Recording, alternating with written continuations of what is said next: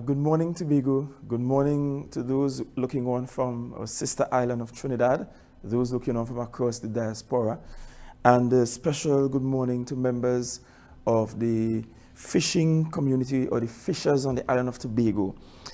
I wanted to have this briefing today to spend some time going through the reconciliation of accounts with regards to the oil spill cleanup on the island, where we are at, and to give some updates. As a matter of fact, I certainly did not want to go into 2025 without giving some updates to the fishers. So I want to give some updates to the fishers, and I will take my time doing it, while at the same time I will try not to fatigue your time with me this morning. There are two primary issues I wish to address today. One is the matter of payments owed to ATFA. ATFA is the All Tobago Fisherfolk Association.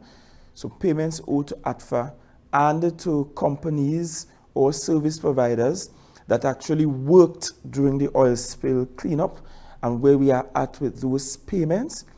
And the second area we'll talk about is what fishers refer to loosely as compensation, but that which I would prefer to refer to as assistance, the granting of assistance by the Tobago House of Assembly.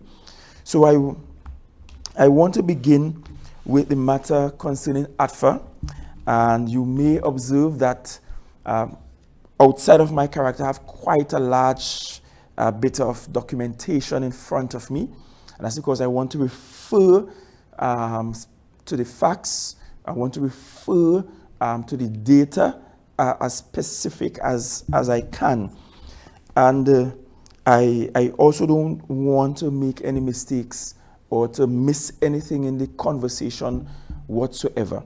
So, oil spill occurred in February of this year.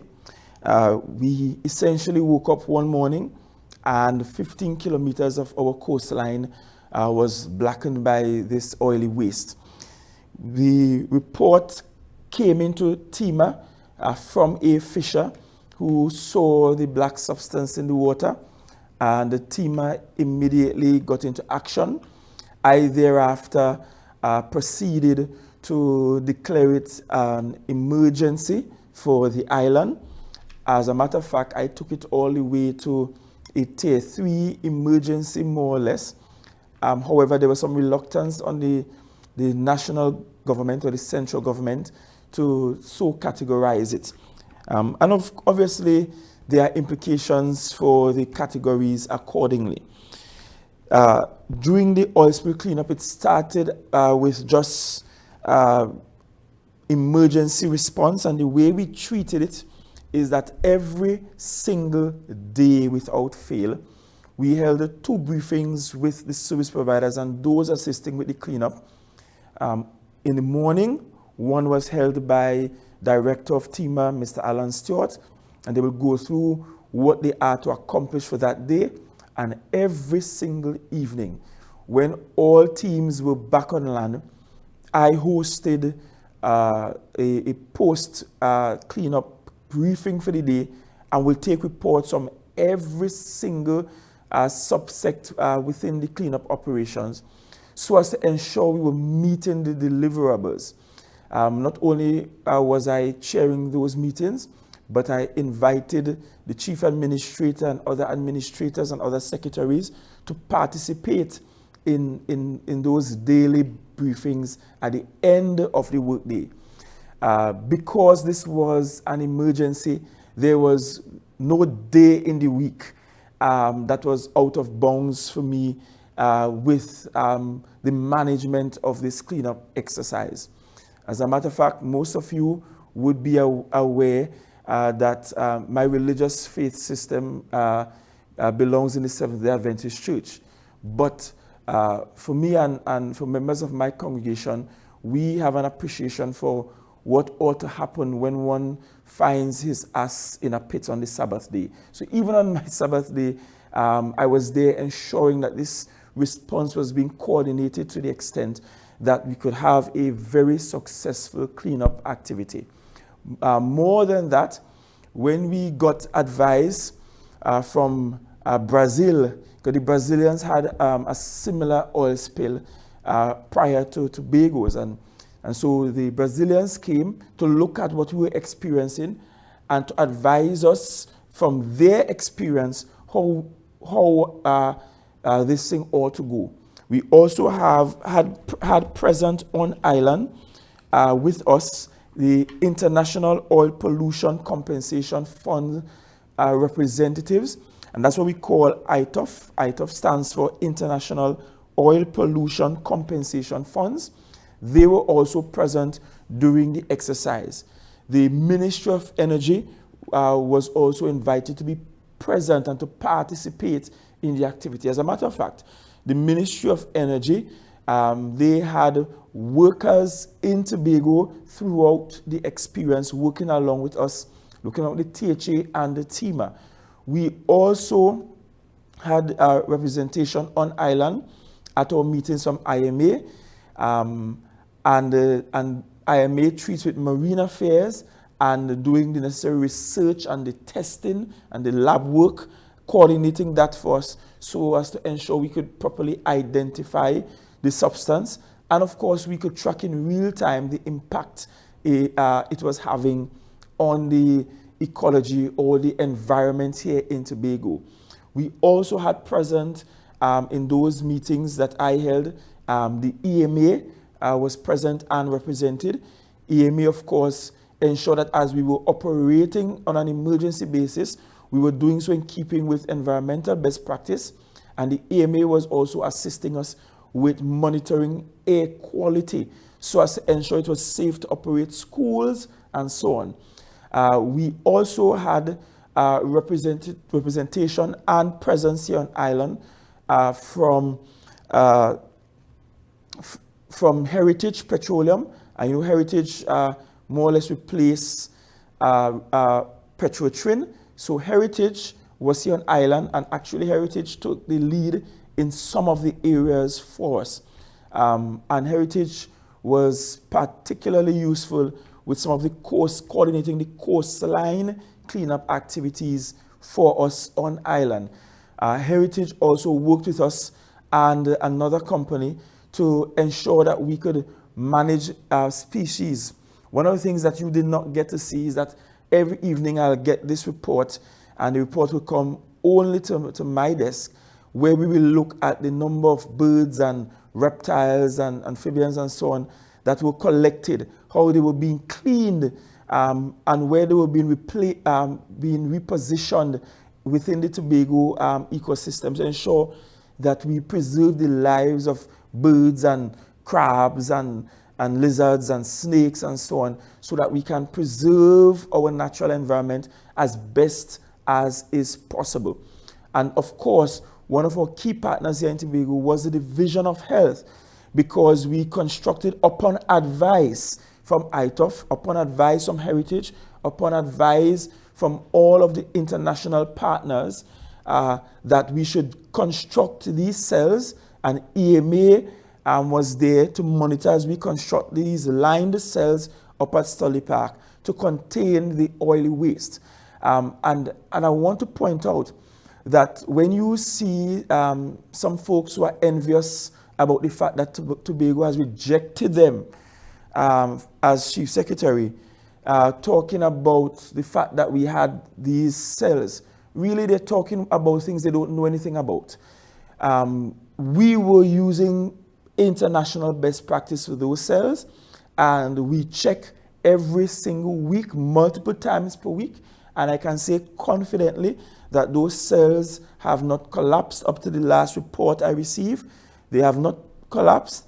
They are still intact, and the oily waste is still being contained, and we are not experiencing leaching to any degree where the ecosystem along the coast or lower Studley Park will be impacted. I want to make that very clear. I also want, before I go into the actual accounts, to make very clear that we established a committee, and this committee was was headed by, or is headed, because the committee is still working, is headed by Mr. Beckers, Linford Beckers. Most of you fishers and most of you in the community know him as Figgy. Mr. Figgy led this committee, and essentially this committee's job was to do quality control and management, so as to ensure that while we are here on the operational side, getting the coastline clean, treating with the oil spill, on the other end, we had a committee established here by the chief administrator with the authority of the executive council to ensure that there was quality control and there were management issues being handled, and also that we were ensuring that all the best practices with regard and legal practices with regard to public accounts and so on were being managed, and managed very, very well. One of the tasks of that committee was to look at claims being made by the fishers. I know you fishers are making claims for compensation, but I will not use the word compensation. The term compensation means that the Tobago House of Assembly was guilty of some action or inaction that led to some demise within your industry, and so now we are compensating you for that. The THA did nothing wrong in this instance, so it's not compensation, but it's about claims for assistance so that you can be rejuvenated within your industry and you can continue to ply your trade. So one of the tasks of this committee was to look at those requests for assistance from the Tobago House of Assembly and to assess those requests. I will deal with that secondly. But the first thing I wish to treat with is the matter concerning ATFA. Now, ATFA has been all over in the public space, on the media, talking about the Tobago House of Assembly owing them. And I don't want people to be confused. The only thing owed to ATFA is for work done during the oil spill itself. Let me make that clear. The only thing owed for ATFA is for work done during the actual oil spill. What work are we talking about? We are talking about the provision of pirogues or smaller craft that took our workers, that took the experts to ground zero, as I call it, to the wreckage site where the oil spill was emanating from, because the area where the oil spill took place has extremely high surface currents. It is not very deep in the area, but the currents are strong, the wave actions are quite turbulent, and so we needed small enough crafts that can navigate their way in and around this vessel that was about 30 meters in length or a little more than that. And so these pirogues will skillfully navigate through the waters and take us as close as possible to the actual oil spill.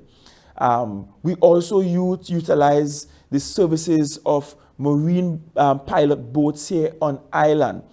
And of course, we did that through the Trinidad and Tobago Pilots Association. Now, the ATFA also assisted with the laying of what we call booms. And you would have heard a lot about booms and booms and booms.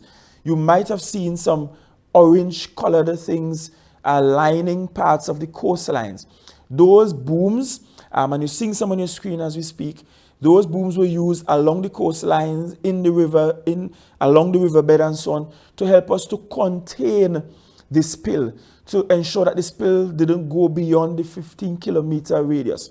So, for example, at some point we placed a boom across the entire entrance to the Petitru Lagoon to ensure that we got no further influx or inflow of the oily waste into the lagoon.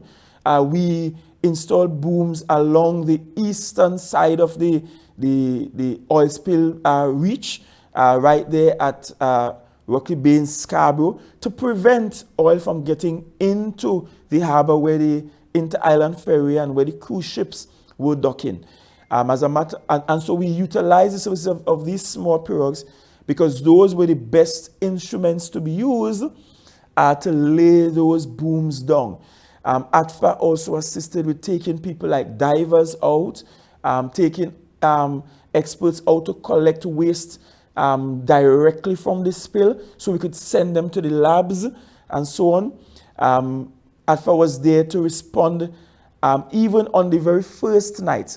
You may not be aware, but the first night we started responding, the first thing we did was to come to the port in Scarborough, and I was actually there with them in the night. You could go back through all the photos and you could see it. And sometimes when we post these photos on TEMA page or the Office of the Chief Secretary page, it's not because I think I'm photogenic, but they give us a pictorial proof of the actual activities being done. So the very first night of our response, we discovered that Kaizen had some booms being stored here in Tobago across by Almandos, and they were being stored here for an oil company that operates within Trinidad and Tobago. And so we called Kaizen and said, look, we have this emergency. We know you were storing these here for another oil company. We need your booms. We're going to work out paying you for it, but this is an emergency. Tobago owns no booms. TEMA owns no booms. The THA, we don't own boom. You're no company in Tobago with booms. We need your booms. And we took those booms and we laid it parallel to the jetty at the port in Scarborough, just around the edge of the port itself, between the port and the esplanade, so that we could prevent any of the oily substance from flowing eastward into the channel where the inter-island ferry would dock.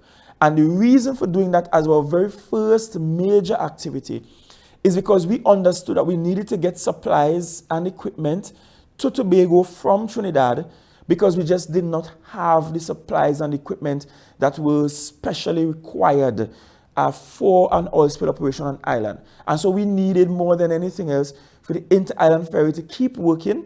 We needed for the cargo boats to keep working so the economy of the island could keep moving. And also, failing those, we were also utilizing the Coast Guard. And I know we knock the Coast Guard from time to time, but you see with the oil spill operations, all of Tobago should stand and applaud the Coast Guard and the Chief of Defense Staff, because they worked with us to bring supplies directly from Chaguaramas using their vessels to Tobago. And we actually had Coast Guard patrol vessels present and assisting us.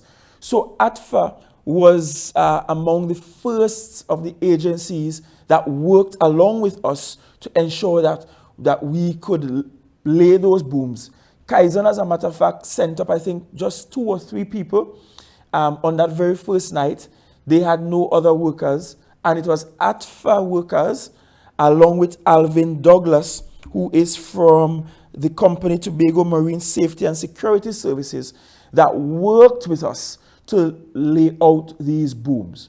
Now, I'm going somewhere.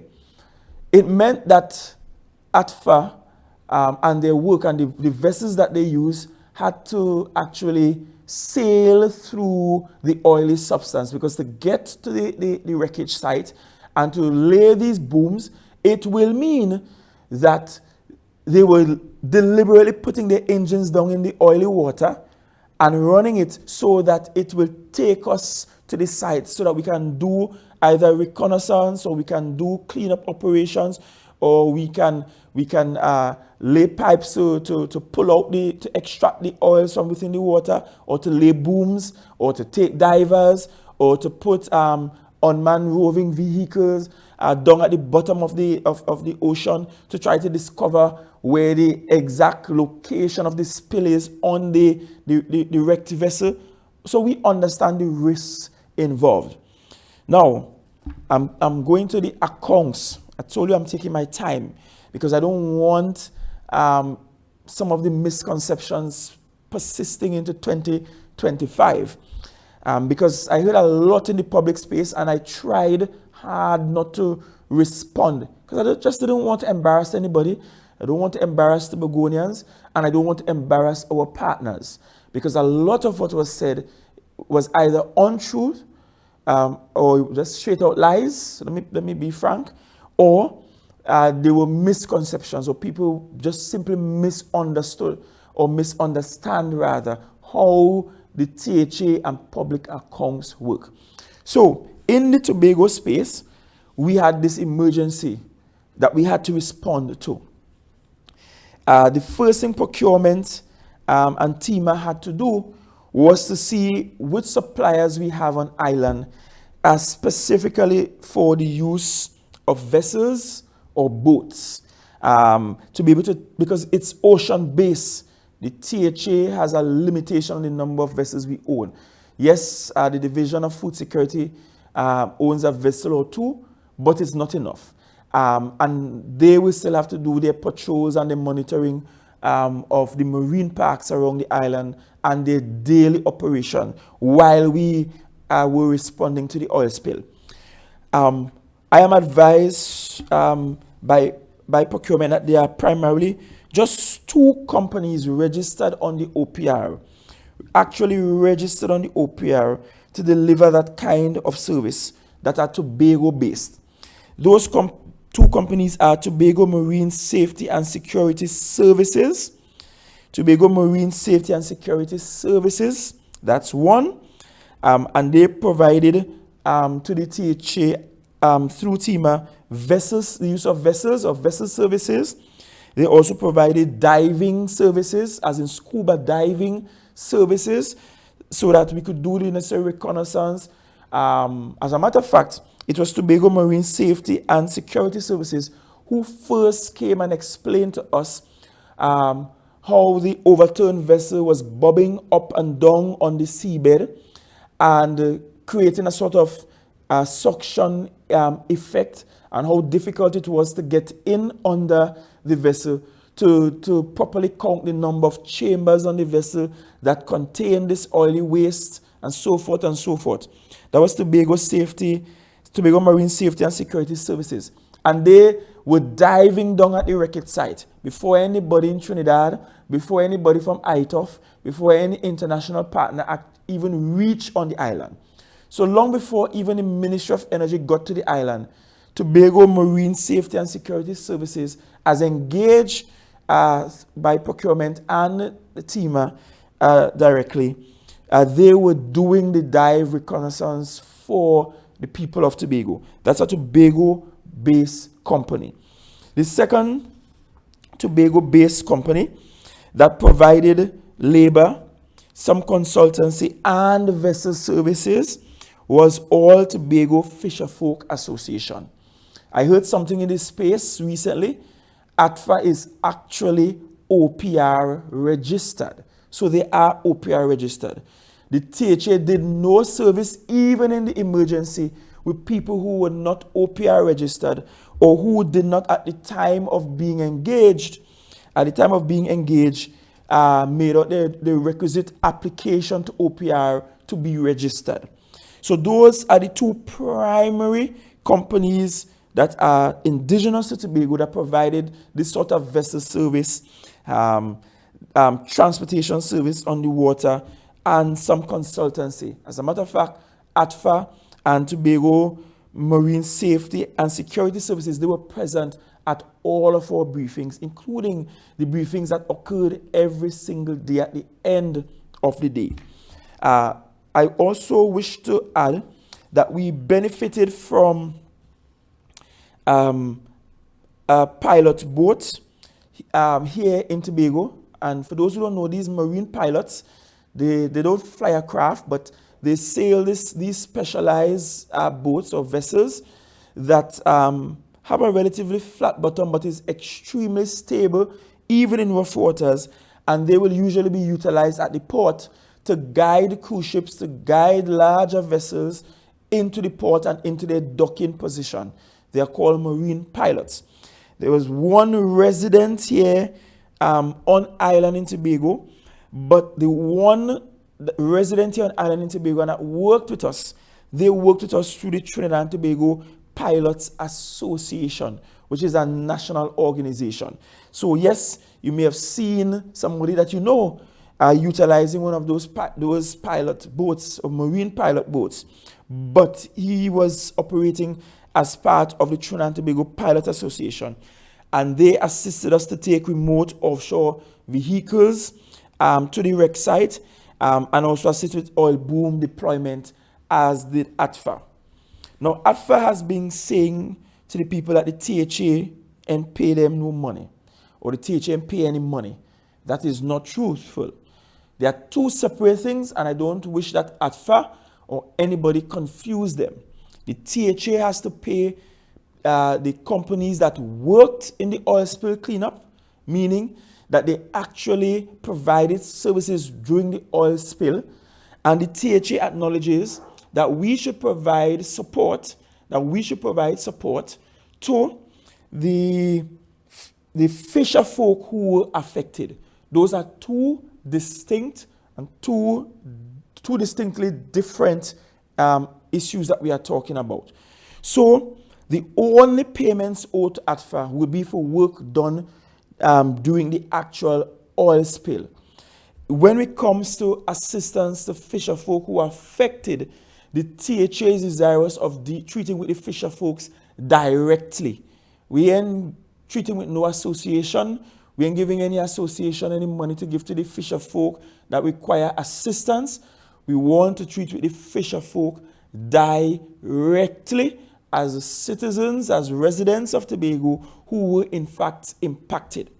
So let's deal with what is owed to ATFA specifically. So, like all companies, ATFA invoiced the Tobago House of Assembly through TIMA for the services rendered. Now, the Tobago House of Assembly did not go out to contract individual vessels. So we didn't go out and say, hey, you come with your fishing boat, you come with your fishing boat, and you come with your fishing boat. So please do not accuse the THA of cherry picking the actual fisherfolk who came and worked during the oil spill. The THA didn't pick any individual fisherfolk with their vessel to work during the oil spill. The Tobago House of Assembly has a contracted service with ATFA and with Tobago Marine Safety and Security Services, and those two agencies decided whether they needed to subcontract or to utilize other vessels, as they can legally do, to provide work, because they probably did not own sufficient vessels to do the work all by themselves. So I know that there are some fisherfolk who worked during the oil spill, and you may not up at this point have seen up to a dime or a red cent for your services. I did see in one instance a fisherman waving around an invoice during news, and I said it pained my heart that I just didn't respond at the time, because I just didn't want the gentleman to feel attacked. The reality is you are owed by ATFA, not by the Tobago House of Assembly, because the contract the THA has is with ATFA. ATFA in turn subcontracted your services, so ATFA must pay you for your services. That's how it works. So I want to be very clear in terms of what is owed to ATFA and what was paid to ATFA. So to date, 2 invoices were paid to ATFA, and I think this was in the public space already. Invoice 1 was paid via check 034003, and that check date was the 20th of the 5th month 2024. The 20th of the 5th month 2024, and that check was total for $641,200. $641,200. That's the first check received by ATFA. The second check received by ATFA was check number 034004. So just a 1-digit difference in check number. And that check date was also the 20th of the 5th month 2024. And that check amount, was $490,000. $490,000. So let me pull out my calculator and calculate it in your presence, so I'm making absolutely no mistakes. So to date, we have ATFA receiving 2 checks or having received past tense 2 checks, and those 2 checks, one valued at $641,200 and the other valued at $490,000. And of course, that brings us to a total of $1,131,200. Can you zoom in and show the figure so you can see the calculation? And this comes from 2 checks issued to ADFA on the 20th of the 5th month, 2024, check number 034003 and check number 034004. Those are the 2 payments ADFA has received to date. Let me go on to say that the Tobago House of Assembly still owes ADFA. So no one in the THA has said that we don't owe ADFA. As a matter of fact, we owe other service providers beside ADFA. Let me take your memory back to April. In April, the request that was submitted, and at that time I was Secretary of Finance, so the request I submitted as Secretary of Finance and the Chief Secretary valued $153 million. That's what was requested by the Tobago House of Assembly to treat with the oil spill cleanup.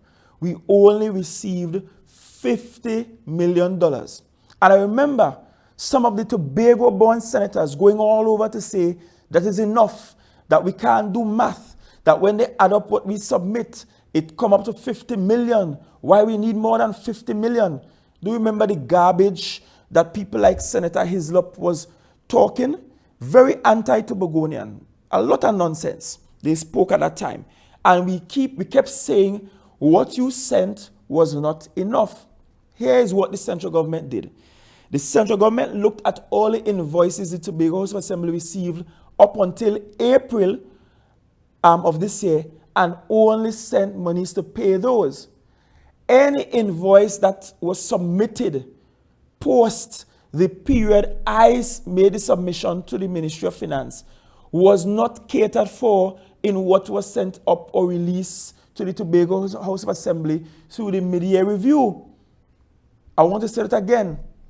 The only monies received by the THA to treat with the oil spill would have catered only for invoices that were received up to the point of our submission to the Ministry of Finance. So even if you had done some work prior to April, but your invoice came in after I made that submission to the Ministry of Finance, we did not receive any monies for those or to pay you for those. And so the 153 million requests we made was not us just being exorbitant. That was, in fact, us looking at our costs up to the present time and what our projected costs would be. That included treating with removal of the waste up at Stolly Park. And that's what I want Senator Dennis to talk about. Because in our proposition, our request to the Ministry of Finance, we placed a figure in that 153 million to be able to remove on the back end and to treat with the oily waste that we have stored up at Stolly Park, at the landfill in Stolly Park. We placed that in the budget. No money was sent for that. We gave a projection for the ongoing cleanup. So we said, look, we know that these are the invoices we have now totaling about 50, but we know that we will get some invoices that will come in late and that will require us to actually pay those invoices. So we forecasted, and in budgeting, you do forecasts. Doing a forecast is a reasonable and acceptable and a very normal practice in budgeting. So our forecast told us that we will need to spend close to 153 million. We got 50 million. So it meant that some of the invoices that we have for ADFA that would have been submitted perhaps even late after April was not even covered in the release we received from the central government. So when you are there in the public space, ADFA, and cussing and saying THA and want to pay you and all sort of story, that's the furthest thing from the truth. The THA is really paying what it has. And that's why we ensured you, ATFA, like every other supplier, actually receive some payments. And I will let you know that to date on oil spill, the THA would have spent in excess of 65 million because we had 50 released from central government towards the oil spill cleanup. We took a 15 million from our coffers that was not originally budgeted to do oil spill, but we took that and put that into doing oil spill cleanup operations. And there were other expenses incurred by other divisions like infrastructure in the oil spill cleanup operations. So we have spent well in excess of 65 million already on oil spill cleanup activities. So I want to be clear, ATFA. I want to be clear, Mr. Douglas, that the THA knows that it owes you and some other service providers, and the THA remains committed to paying you. The THA is not saying that it will not pay you at all. And the monies that the THA have for you, ATFA, are monies specifically for work or service provided during the oil spill cleanup. And I just went through in great detail what were the services you provided, ATFA. And I also went through in detail how you, ATFA, may have gone out, summon a few fishermen around and say, come with your boat. We need boats. We need about 5 boats to come and to work during the oil spill cleanup. And you will be paid for your duties. And so you, ATFA, being the responsible organization that I know you are, when you are paid, you will take care of your service providers. So I also appreciate that there is a knock-on effect, meaning that the people that you call out to work with you, some of them have not received their full payments to date because you, ATFA, have also not received your full payments. So we have an appreciation and an understanding that that's just how the thing will work based on how the THA is able to pay you.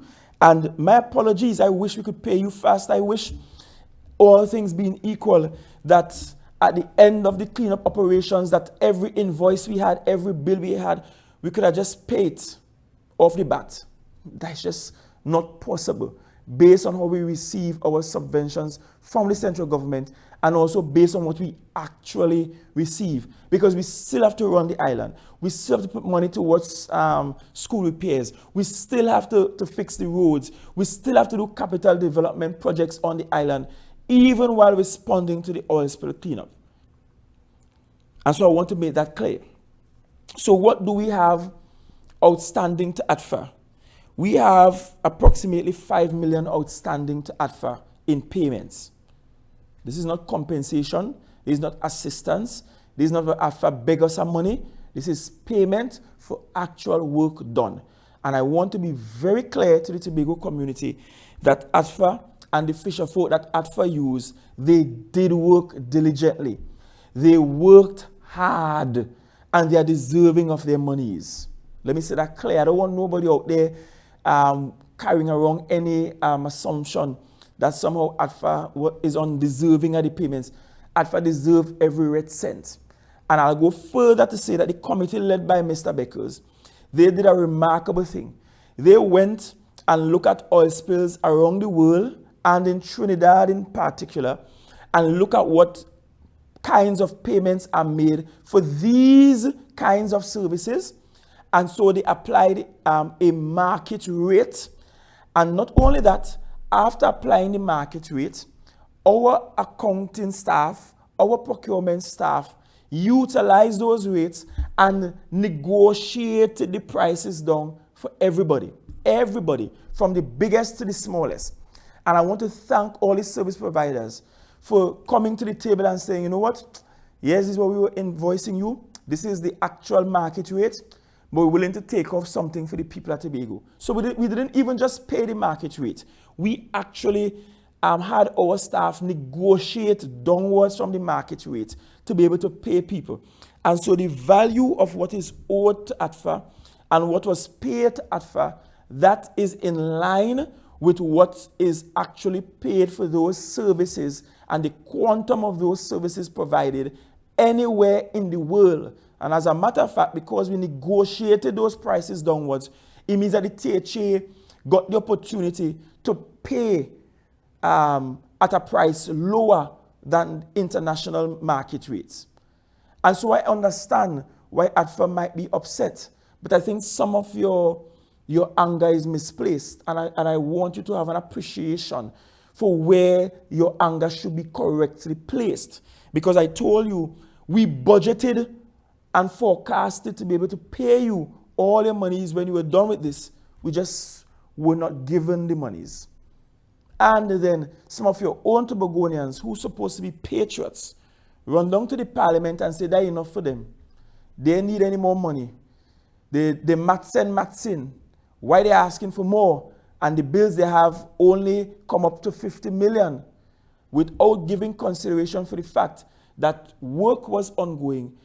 Invoices were outstanding to the Tobago House of Assembly, and that those needed to be paid for, among other things. But no monies came for those. So it means that the Tobago House of Assembly is reprioritizing and cutting some critical things just to be able to make those payments to you. And I want you to have an appreciation for that. I want to say to you, ADFA, that currently when I check with the accounting officers here at OCS, a payment for $2 million is being processed as we speak. There is a public service accounting procedure that is utilized here in the Tobago House of Assembly.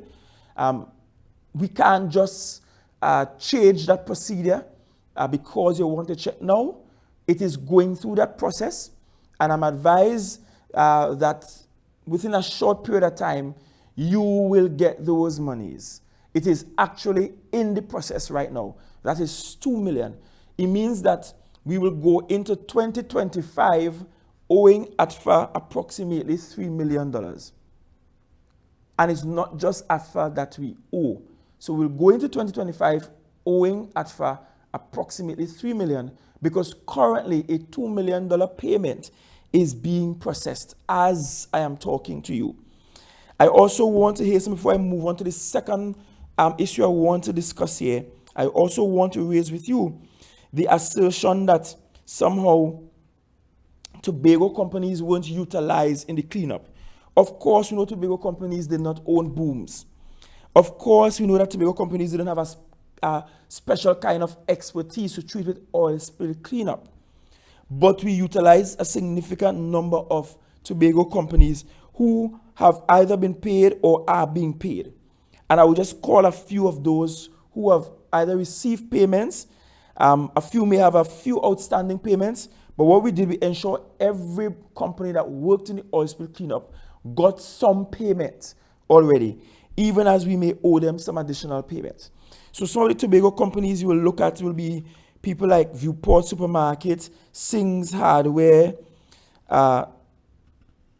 We also had AVT General Services, Beards Rental.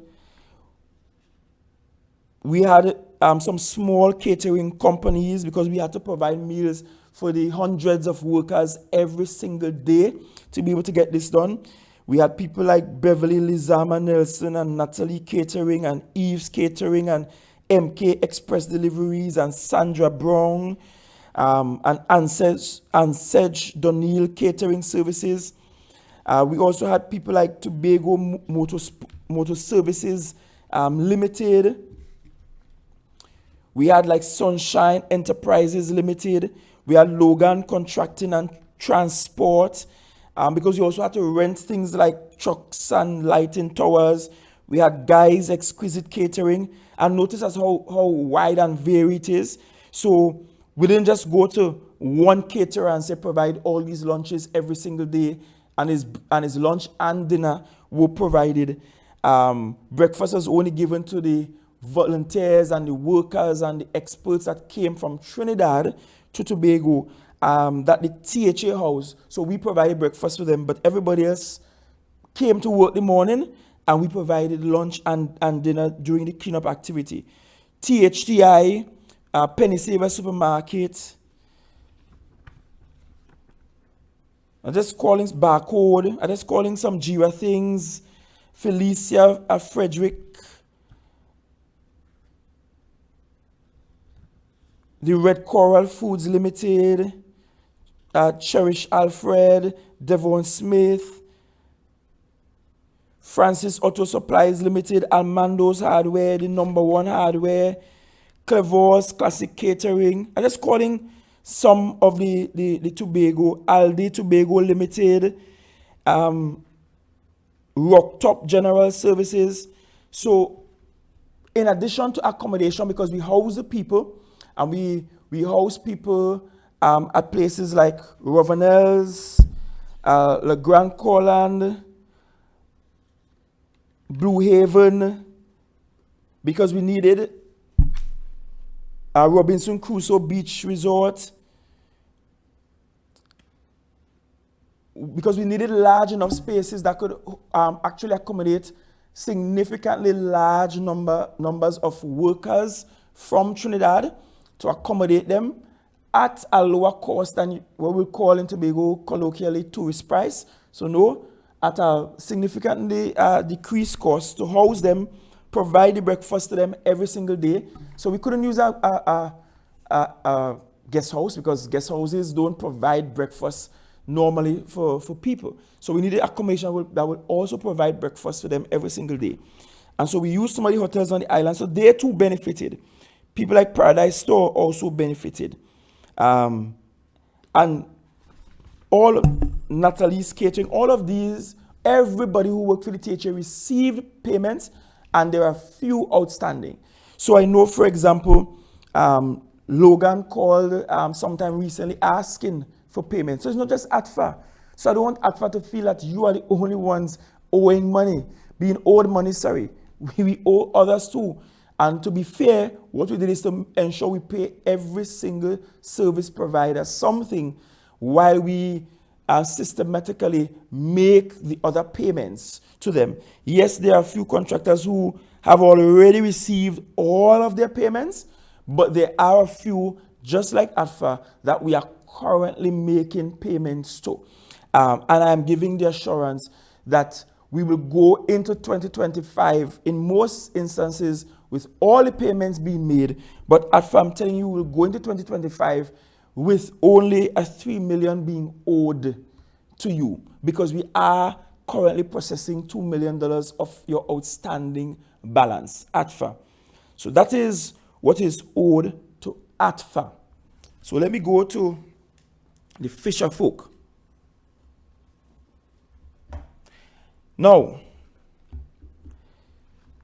when this thing happened, I led a meeting with the Fisherfolk that included the Secretary for Food Security and the Assistant Secretary, the Secretary for Health as well. And we spoke with the Fisherfolk. We provided the $1,000 vouchers so that Fisherfolk will get some access to food and so on, having an appreciation for the fact that the Fisherfolk who were directly involved, that those people were now losing income and needed to take care of their families, and food was a critical priority. So I met with them. At that meeting, they were told, look, you need to make your submissions for your claims for assistance. And I made it clear there that it's not compensation, but assistance. Make your thing very plain, very clear for the assistance that you will want the THA to give. The Tobago House of Assembly, of course, as I told you, we, in our budget request to the Ministry of Finance, we requested sufficient amount so that we could also satisfy what we perceive to be those claims. Those claims came in long after we made the submission to the Ministry of Finance, but we forecasted for it, and we did put in a claim. No monies were sent for that. No monies were sent to treat with up at the landfill, and so the THA, let me hasten to say, we wrote the Ministry of Energy, well, the Chief Administrator, upon my instruction, wrote the PS Ministry of Energy, instructing, well, really, not instructing, but asking for the Ministry of Energy to treat with and to remove the waste at the landfill. Since they weren't sending the money for us, we said, okay, you're not sending us the money, come and remove oily waste at the landfill. So that's where that is at. We also budgeted to do studies. Right now as we speak, we should have gone back to the wreck site with divers to do a reconnaissance and to remove elements of the wreckage that is still there lying among the reef here in Tobago. We haven't contracted that out, and that is because no monies were sent to do that. We should have commissioned a study about the impact along the 15-kilometer coastline to see if there were any critically endangered species because of the oil spill, what impact it has had on the reef systems in that area. But we can't commission that study. No money was sent for that. In some areas, we need to do some work to reconstruct some aspects of some of our beach, because some of our beach, a lot of sand got removed in attempting to remove the oily substance. No money was sent for that either. So 50 million was all that was sent. And I want to hasten to point out that some monies were sent from CAF. That's the Latin American Development Bank, was sent as a grant, as a gift for this oil spill cleanup. None of that was sent to the people of Tobago. Not 1 cent of that was sent to the people of Tobago. And I know we have been having this conversation about ITOF. ITOF stands for International Oil Pollution Compensation Funds. In other words, this is an entity to which Trinidad and Tobago is a signatory and a participant, whereby when there are oil spill events or oil pollution events, we can apply and we can get funding to support our request to treat with covering the costs for cleaning up after an oil spill. Oil spills are extremely expensive any and everywhere in the world they occur. They are extremely expensive. And so an application was made to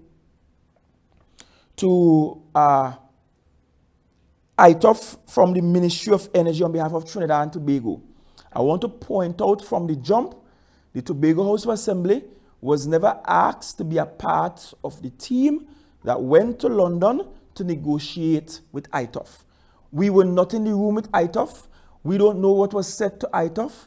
We don't know what was submitted to ITOF because we were never included at that level of the conversation. I have said it before that I was in London at an engagement at the House of Lords. Can't find my suitcase, no clothes, and I go into the People Westminster Palace the next day. Don't know what I'm going to wear. And so I run down in a place called Oxford Street trying to see if I could find a cheap suit to put on. And there I was in H&M, where I did find a cheap suit. And I encountered someone from the IMA there. I said, hey, you on some holidays? And the person said to me, no, I'm not on holidays. I'm here with the team. We're going to negotiate with ITOF. And that's how I knew that they started the in-person negotiation with ITOF, which stands for International Oil Pollution Compensation Funds. So I want to make it clear, the THA was not a part of that negotiation process at all. The THA also is unaware about, because I see members of the media here and I know you will ask, we don't know if the country received any of the money from ITOF. At one time we heard that we may get in the region of about 30 million. Another time we heard it might be 20-something million. And I'm talking about US dollars. We don't know if the country received anything from ITOF at this point. That has not been communicated to us, and you could direct such questions to the Ministry of Energy. We simply do not know. We won't share that information. But I want to share a letter with the Fishers of Tobago, and I'll make it available to members of the media. And this came to us on the 30th of October. It was sent via email to us from the Permanent Secretary in the Ministry of Energy to the Office of the Chief Secretary, Chief Administrator. But the letter is actually addressed to myself as Chief Secretary and Secretary of Finance. Of course, that would have happened because ITOF was, during the oil spill, ITOF interacted with Trinidad and Tobago while I was Secretary of Finance. And again, I'm not sure what bits of information was sent to ITOF, but I want to share some the letter with you. So I'll ask that they could post it up on the screen so you can see it. The letter says, Dear Honorable Farley Chavez Augustine, Gulfstream incident, payment of compensation to fishers. My name is Mark Homan, and I am one of the claims manager at the IOPC funds, which, as you may know, is an intergovernmental organization established to pay compensation to the victims of persistent oil spills from tankers and vessels designed to carry persistent oil, such as barges. The letter follows an earlier letter sent under our authority by Captain Andrew Taylor, Operations Manager for TLP or TEALP and I Limited of Trinidad and Tobago, who we have appointed as our local representative to act on our behalf and as the focal point office responsible for claims processing regarding the Gulfstream oil spill incident, which occurred on the 6th and 7th of February 2024 off the coast of Tobago. We recently had the opportunity to meet with the Tobago Oil Spill Relief Committee to discuss the state of compensation for fishers who had suffered oil pollution damage as detailed within the 1992 Civil Liability Convention, the 1992 Fund Convention, and the 1992 Fund Claim Manual. Whilst we are aware of and very grateful for the work conducted to date by the Tobago OSRC, we must strongly advise that if the Tobago House of Assembly chooses to compensate those claimants who have submitted claims to the Tobago OSRC with little or no evidence in support of the claims and whose claims do not comply with the criteria contained within the 1992 Fund Claims Manual, we cannot guarantee that the THA would be compensated by the IOPC funds if it submits its claim through the Ministry of Energy and Energy Industries subsequently. Upon our preliminary investigations of the claims submitted to the Tobago OSRC specifically, we have noted that 1, very few claims contain any support documentation to evidence the sums claimed. In other words, when they came and they look at the claims you fishermen submitted, only a few of what you submitted actually have any supporting documentation or evidence of the sums you were actually claiming. Number 2, some of the claimants were involved in paid cleanup work during the oil spill cleanup operations. So they observed that some people who were claiming for assistance or compensation on one end were actually those involved in paid cleanup work during the oil spill cleanup operations. So they are contending that if you were in the paid cleanup work, then that's where your money should come from and not necessarily from compensation on another end. 3, there was no fishing ban in place following the oil spill incident. In other words, you could have fished anywhere else in the sea outside of the 15 kilometer. Nobody had stopped any fisherman from anywhere on the island from going to sea. So you could still carry out your duty. And 4, many claimants already received the sum of TT $1,000 by way of compensation during the early stages of the response. All of these factors, along with others, indicate that many of the claims have no substantiation for the figures being discussed by the Tobago OSRC as possible compensation payments. You could go to the next page, there are 2 pages. So in other words, they are saying that when they look at the claims being made, most of the claims cannot be substantiated, and most of those that were submitted and were being discussed by the Tobago OSRC at the time really and truly are not deserving of compensation. That's what ITOF saying. Farley said that. The Tobago OSRC said that. The Ministry of Energy did not say that. The Ministry of Finance did not say that. Notwithstanding the fact we made representation to the Ministry of Finance to ask for some money to pay compensation, did not receive. Nobody in the Trinidad and Tobago space has said that many of the claims brought cannot be substantiated. This is what the international organization is saying. So I continue.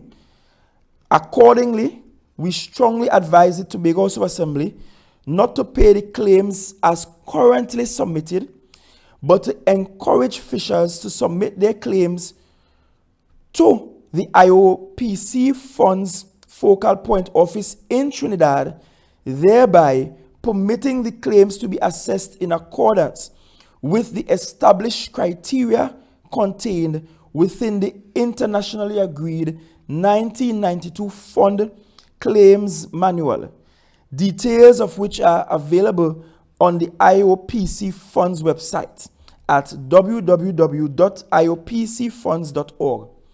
If the Tobago House of Assembly does, however, wish to make payments to the fishers independently of their claims being assessed by the IOPC funds, we cannot guarantee that the THA will receive those sums back.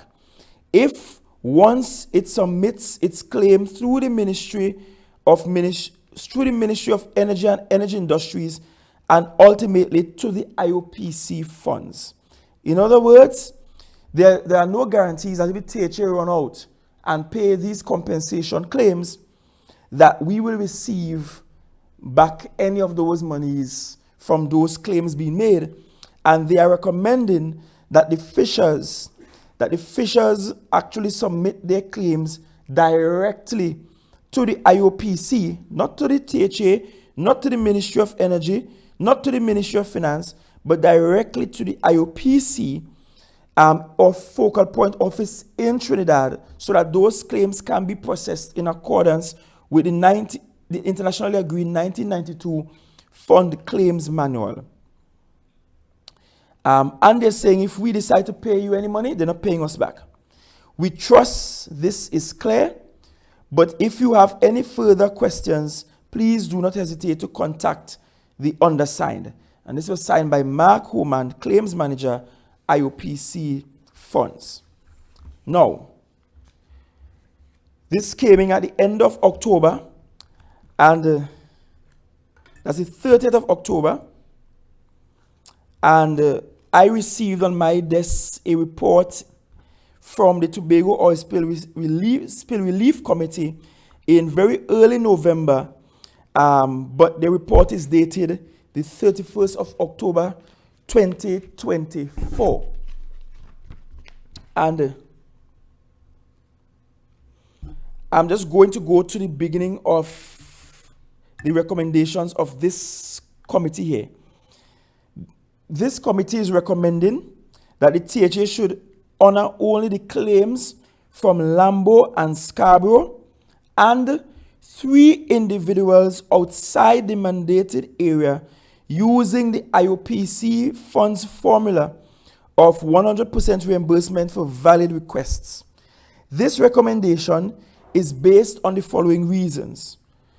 1, the global trend is that fishermen usually find alternative fishing sites when restrictions occur for their usual places of interest. And there was no ban on commercial fishing. 2, the 500-meter radius did not prevent affected fishermen from accessing Lambo as a bait source, though accessibility may have involved using an alternative route. 3, fishermen outside the committee's mandate of Scarborough and Lambo did not provide convincing evidence of regularly accessing Lambo and Scarborough as fish sources, whether for bait or otherwise. Indeed, no fisherman outside the mandated area provided sufficient proof or evidence that they operated in the area surrounding the oil spill except for one individual. In this case, the GPS coordinates validated the fishermen's operation within the Lambo area. 4. The mandate given to the Tobago OSRC clearly identified Lambo and Scarborough as the main area of focus. 5. The oil spill affected Lambo and Scarborough areas. Lambo was affected totally, while Scarborough suffered partial disruption. And finally, all individuals who provided proof of oil spill damage should be considered. That's the recommendation from our committee here in Tobago. As a matter of fact, the committee in Tobago provided us with two things. One, the claims made by Fisherfolk for oil spill compensation from across the island totaled $47.3 million. I wanted to soak in. So the fishermen around the island who submitted claims, when we add all of them up, they came up to $47.3 million. The THA received $50 million, and the THA did not get any of that $50 million as allocated for compensation to Fisherfolk. However, the claims received all totaled $47.3 million.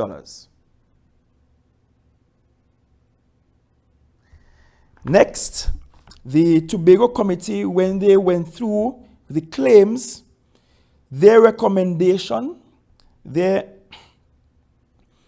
total recommendation is that of all the claims, only $4.3 million should be considered.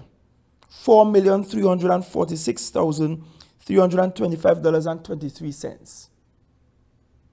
That's all the committee is saying we should consider. That's a significantly lower amount than $47.3 million. Of the $153 million request I made in April from the Ministry of Finance, just about $3 million of that is what I requested, as was recommended at that time, to treat with compensation to fishers. So in other words, at that time, without getting the claims in and doing the forecasting, the recommendation was just over $3 million for the fishers. But we acknowledge that the committee, when they did their work, they are saying approximately $4.3 million of the $47.3 million request constitutes valid claims. I wanted to sink in for a while. I know for a fact that there are fishers all the way up in Roxborough, all the way around to Castara and Paltavere, up in Charlottesville by me, who actually made claims for compensation.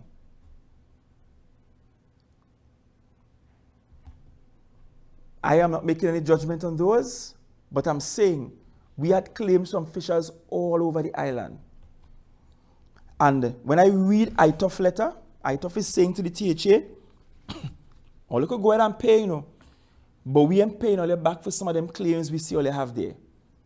And only a few of the claims that you have there, we consider them to be valid, because only a few of them actually had documentary evidence of damages done to their vessels. I want you to see the full scale of the thing. ITOF is also saying that the fishers should submit directly to them. And there are two things I want to point out before I take questions.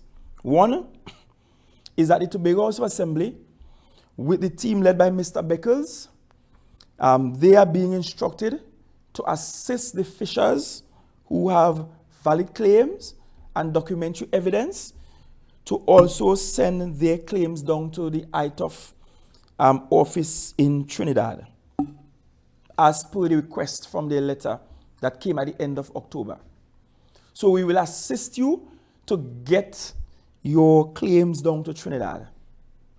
Even while that is happening, at Exec Council yesterday, the Executive Council agreed to utilizing $2 million to begin providing assistance to the fishers. So although ITOF is saying, look, based on international agreements, we will pay compensation to the fishers and we'll pay them directly. Let them send their thing directly to us and we will only pay those who are valid. We appreciate that that might take a while. And so even while that is happening, we are saying we are going to take $2 million and begin to provide assistance to those fishers that are impacted. And we are going with the recommendation of the committee of providing the support for the fishers from Lambo and Scarborough and three others, as is said, three other fishers who don't operate in that area, who are not from that area, but who operate in that area.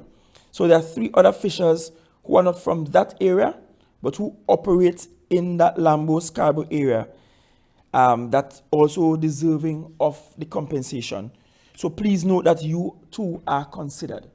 So the executive agreed to begin utilizing $2 million and to so instruct the Division of Food Security to make those compensations available to the fishers. Those assistance, not compensation, but assistance available to the fishers. And while we are doing that, the committee led by Mr. Beckers, or Figgy as you all know him, will assist you all in getting your requests directly to ITOF. And that's where we are, where compensation claims are concerned.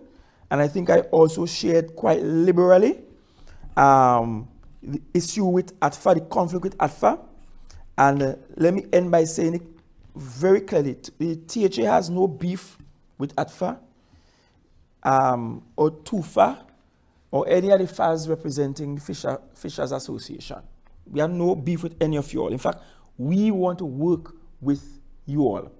I explained how much we pay to ATFA, that is OPR registered, for work actually done, and the 2 checks, and I did the calculation. I explained how much the THA owes ATFA, while also owing other service providers here in Tobago and from Trinidad. I explained that currently being processed is a check for $2 million for ATFA, which will take the balance outstanding down from $5 million to $3 million. And I gave the commitment that we will not go into 2025 with $5 million still being outstanding to ATFA. I explained the work of those that work through ATFA and Tobago Marine Safety and Security Services and the Pilot Association in Tobago, and how they were vital and critical in the work done in the cleanup operations. And I express gratitude on behalf of the people of Tobago for your work. I also said to ATFA and those still outstanding, because it's not ATFA alone, that we are sorry that you did not get all your payments as soon as you were finished with your work. But I explained how much I requested as Secretary of Finance from the Ministry of Finance and how much we actually got from the Ministry of Finance, and the fact that some of your fellow Tobagonians went down to the Parliament and said, don't give them no more money. We don't care about invoices to come in from ATFA and Fisherfolk and compensation for fishermen or anything else that they have to do on oil spill. Only give them 50 million and that's it. Some of your own Tobagonians went to Trinidad and said that. I explained that. I explained how to date we have spent more than $65 million on cleanup operations, 15 million of our own money spent through OCS, a further 50 million as was given by the Ministry of Finance through OCS spent. And then I explained that other divisions, particularly Division of Infrastructure, would have incurred some costs because they utilize equipment and so on in the cleanup operations. So we know we will go beyond 65 million. I explained what is happening up at the landfill, and the fact that I instructed the chief and she followed the instructions to write the Ministry of Energy to say, since central government not giving us the money to completely and permanently eradicate the cells at the landfill with the oily waste, you come and do it. And that letter was sent a very long time ago. I also explained to you that in the conversations and the negotiations with ITOF, we weren't in the room. We weren't invited to be in the room. So I can't verify what was said to ITOF. I can't verify if the Tobago position is properly articulated.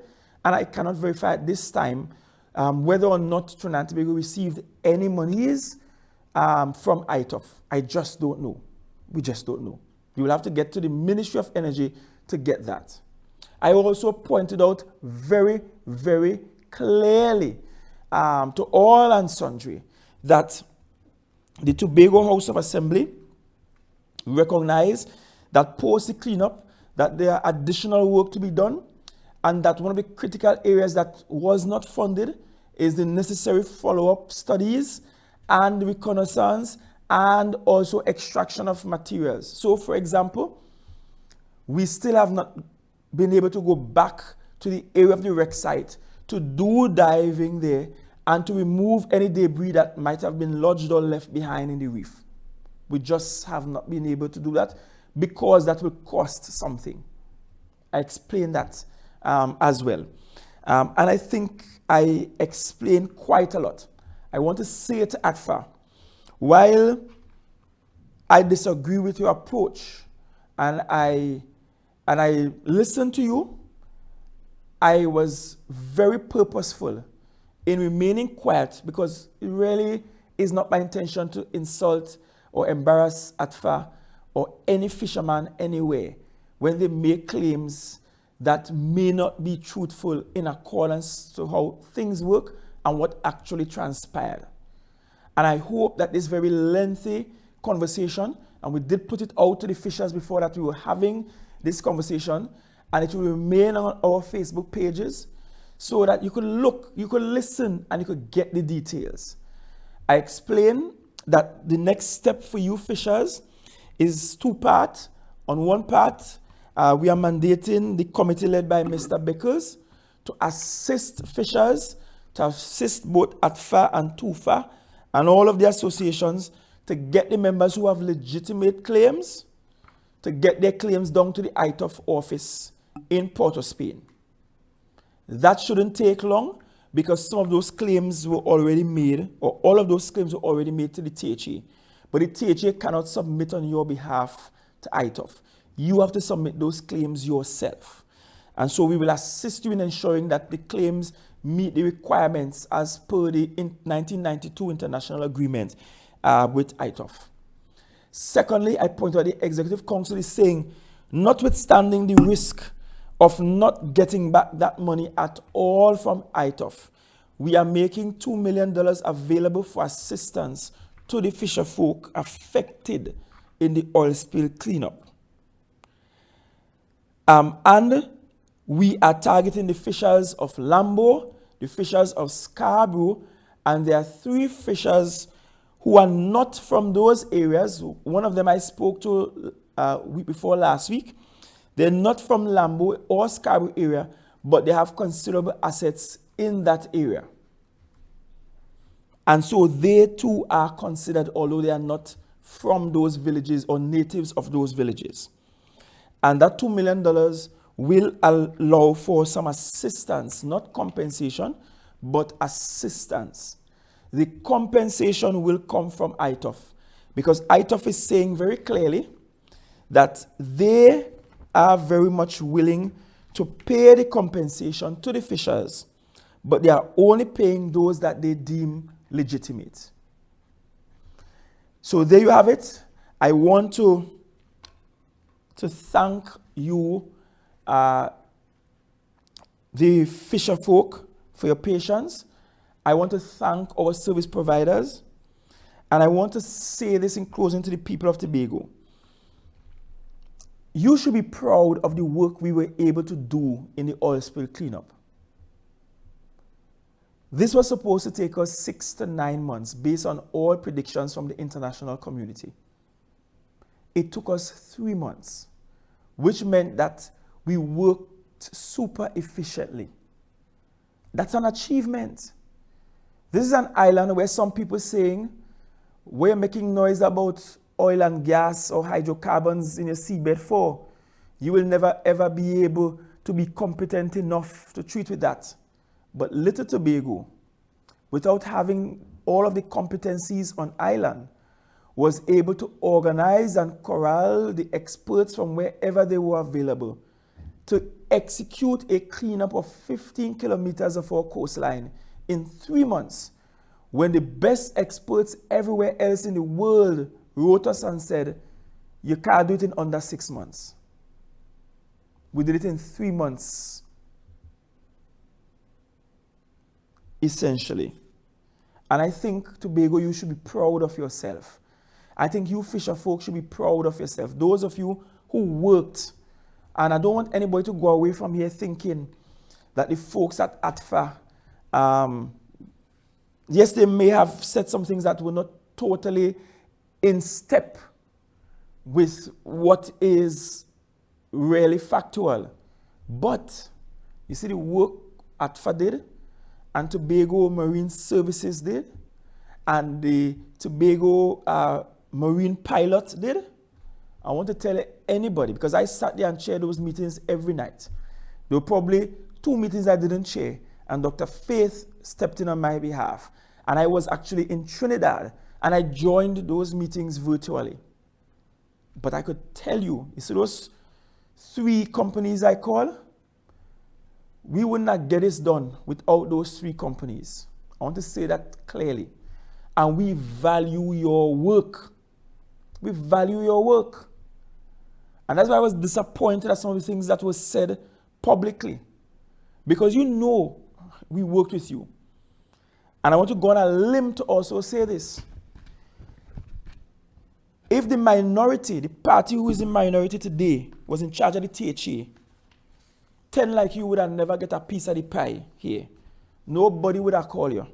Nobody would have utilized your indigenous knowledge as expert knowledge and bring you to the table to sit among international experts every single day to discuss what happened and what should happen and how it should happen. Nobody would have valued your work. Nobody would have called you out and would have looked to see if you were OPR registered so that you could get a piece of the pie. If the other party was in charge, you know what would have happened? They would have sit down on their hands, and the Ministry of Energy in Trinidad would have come up, and the Prime Minister would have come up, and they would have run the show in Tobago, which would essentially nullify the role and function of the Tobago House of Assembly. And whenever we talk this autonomy conversation, I want it to be practical. Practical to the extent that you understand that if we want greater autonomy, we have to start to behave like big people. We have to start to manage our own affairs, which includes managing crises, which includes managing disagreements, such as the one we have had for a protracted period with ATFA. It means, regardless of the size of the disaster, the Tobago House of Assembly, your Tobago House of Assembly under this administration I lead, we stand ready to respond to any. Even if the resources are not local or available, it don't matter what it is, we stand ready and prepared to respond. And that's because we have entrenched proper protocols. We have confidence in our team at TEMA, and I want to thank the workers at TEMA too. Most of you don't even know. One of our workers at TEMA, by the time this was done, ended up with a stroke. Right now, she's back out at work, but she's on lighter duty because she was one of those working almost way past midnight every night, back out 4 morning the next day. It took a toll on her health. And one of the things we actually asked for when I asked for that $153 million out of the Ministry of Finance in April was to actually give some kind of ex gratia payments to the TEMA workers. It could never be fair that all the TEMA workers get out of this experience is their contracted salaries. They are contracted officers, that all they are paid is what they are contracted to be paid for the month. With this, the volume of work done, the volume of hours worked, we said, give us something extra so we could give them something extra so that they could smile too. But I want you, ATFA, I want the TUFA members, I want you, Fisherfolk, I want you, TEMA workers, to appreciate that the THA has not forgotten you. We have not said no to giving you assistance, but given the resources we have and given the processes we must engage, it will take time. We only got this letter from ITOF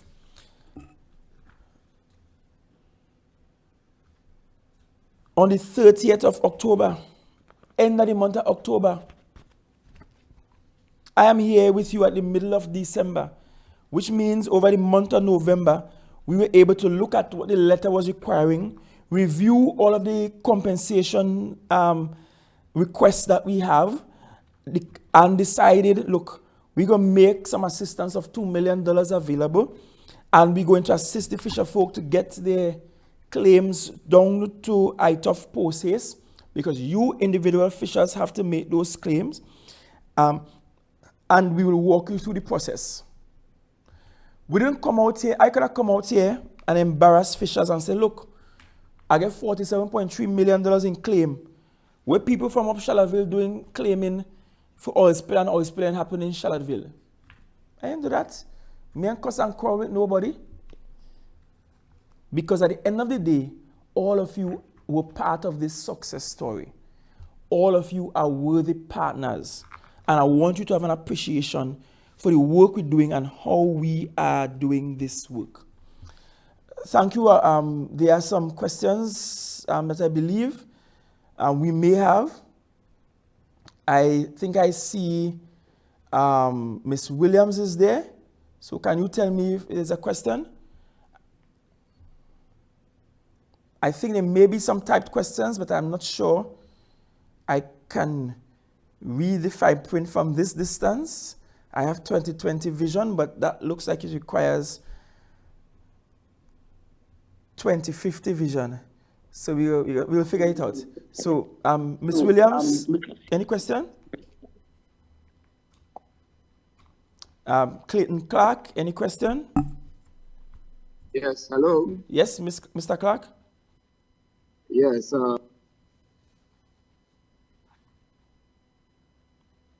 So you're muted, Mr. Clark?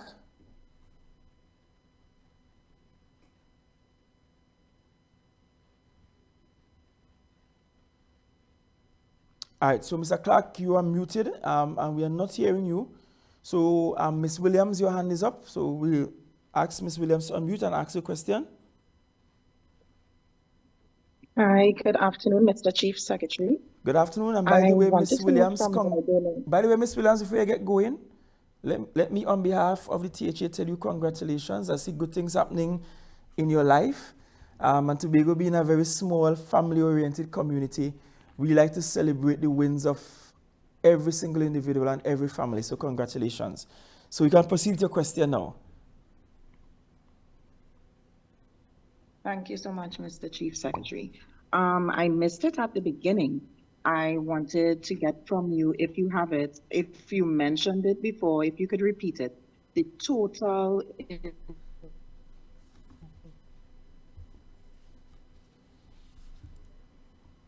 Sure.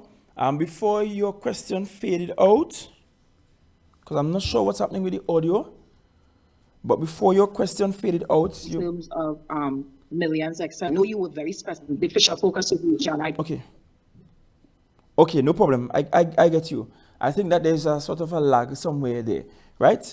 So I get you. So I mentioned what was paid, and 2 payments were made to ATFA in the month of May, the 20th of May 2024, via checks 034003 and 034004. The first check was $641,200. The second check was $490,000. So 260, 200, 600, yes? Mr. Chief Secretary, remember, I know.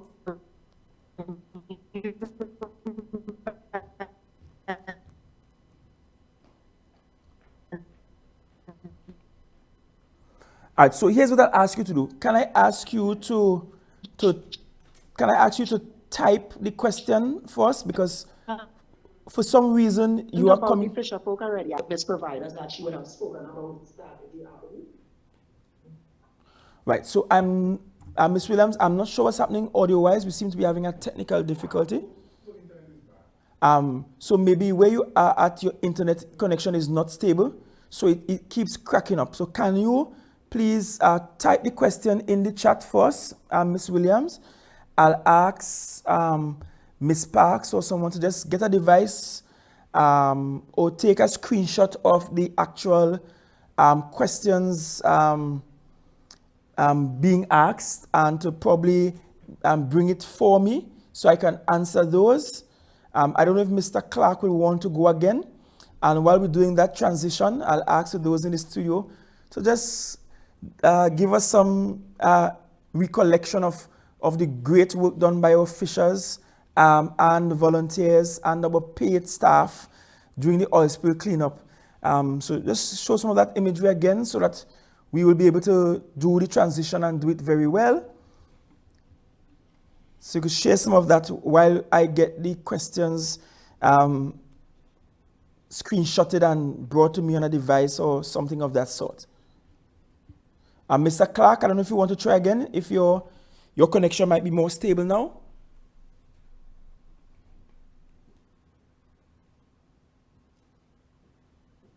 Hello, yes, are you hearing me? Yes, we are hearing you. Go ahead. All right. I sent my questions in the chat. I don't know if you had a chance, if they're available, but I can ask. If not, you can just answer them from the chat. Well, go ahead and ask. We're hearing you clearly now, so you can go ahead and ask them. All right. Do the fishermen or ADFA know that the compensations have to be submitted to ITOP, right, and not to the THA government? Right. So they are only knowing that now. The Tobago House of Assembly itself did not even know that that is what ITOF would require. We assume that the claims come to us, we proceed to pay as we pay all our service providers. We in turn, through the Ministry of Energy, make a claim for compensation for what we have spent. So that's how we were treating with it until we got notice from the Ministry of Energy that ITOF requires something different. So the Fisherfolk and ADFA, they are only now knowing this. So I don't want anybody to think that ADFA knew this long time or TUFA knew this long time and they didn't tell the fishermen. That's not true. I pointed out it's only as we are end of October, sometime in November, that we got wind of this and we started preparing so that we can in turn prepare the Fisherfolk for these submissions. And I've pointed out how we could provide some assistance. You could go to your next question.